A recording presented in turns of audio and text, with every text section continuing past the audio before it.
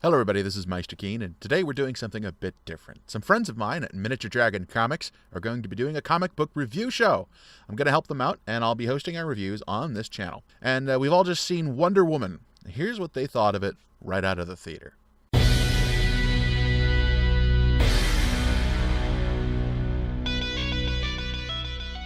And we just got done watching Wonder Woman. All right, well, what were your first thoughts of the film? Wasn't bad, wasn't totally spectacular either. So you're pretty middling. Yeah, it was very middle ground. I really enjoyed it. I would give it a big thumbs up. I think compared to the other DC films, they really have their stuff together on this one. Oh, come on.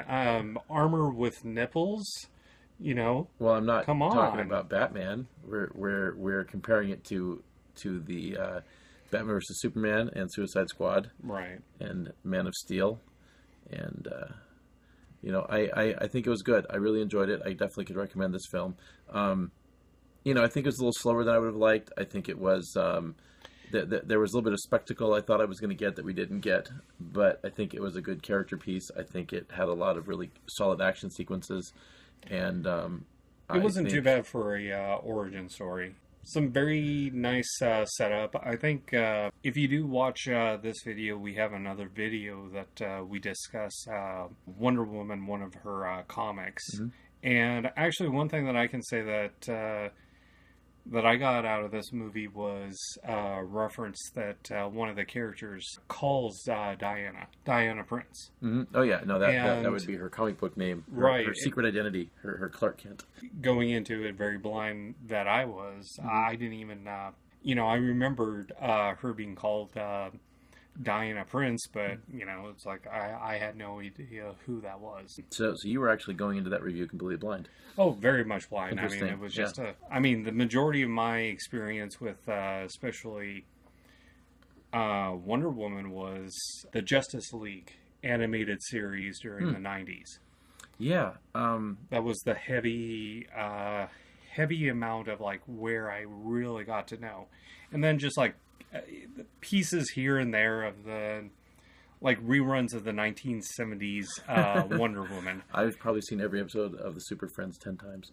And yes, Super Friends. That's right. The other animated. Well, I was talking about the live action where she spins around. Yes, of course.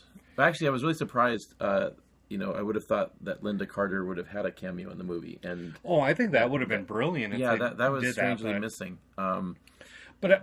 But I think, unlike the Marvel movies, they don't do that kind of stuff because it feels like it's that serious kind of, the Batfleck kind of movie where I'm gritty and not, totally serious. Don't want to go into spoiler territory. Right. Obviously, we'll probably save that for another review. But I definitely say that it's clearly not a Marvel movie. It definitely has kind of the same feel of the same tone in a lot of ways of the other DC movies. It definitely feels like it's in the same universe, but at the same time, it was the hopeful movie that people have been looking for. It had all those elements that you weren't getting in the other films, and even though Zack Snyder was involved in writing the film, it's obviously his fingerprints are not really on it.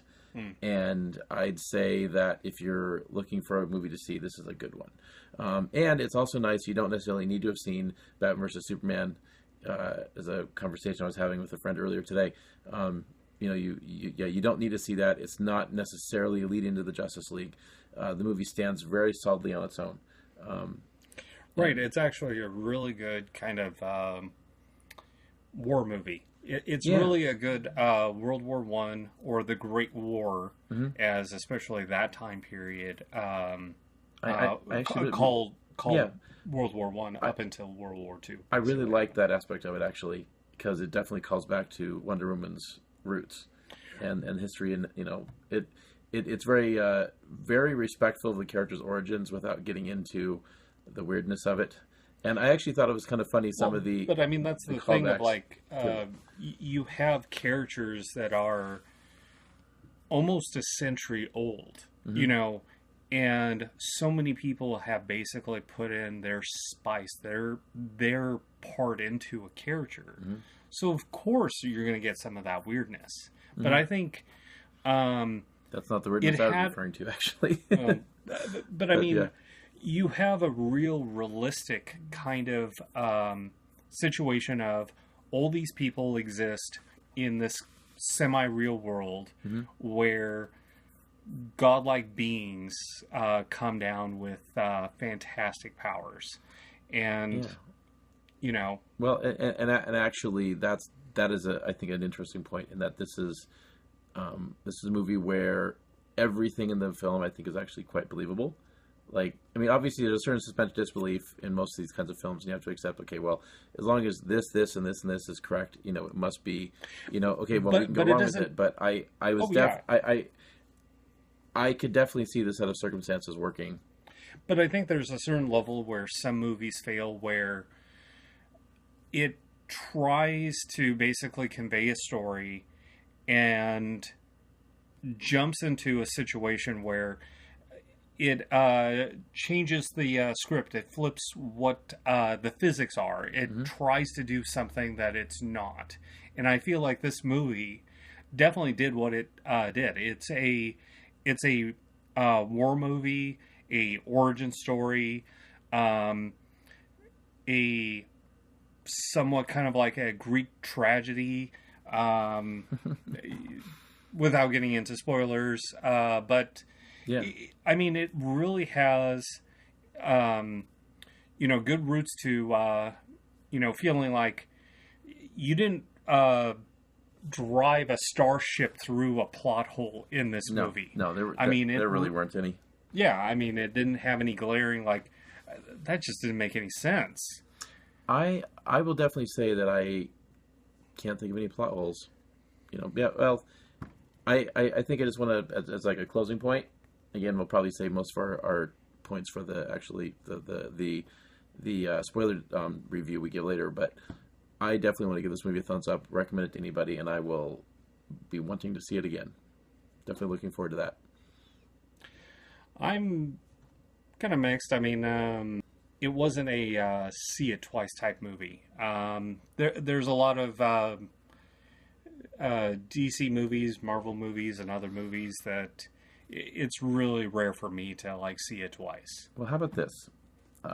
Anyone that was disappointed with the previous DC films, do you think they'll be happy with this one? Yeah, I mean, it's like, I feel like this one actually, you don't necessarily even have to be a DC fan to enjoy it. I mean, if you got a friend or an associate that likes war movies, this might be something to kind of get them into that situation where they'll come and see a DC movie, a nerd movie, and, you know, have something to enjoy.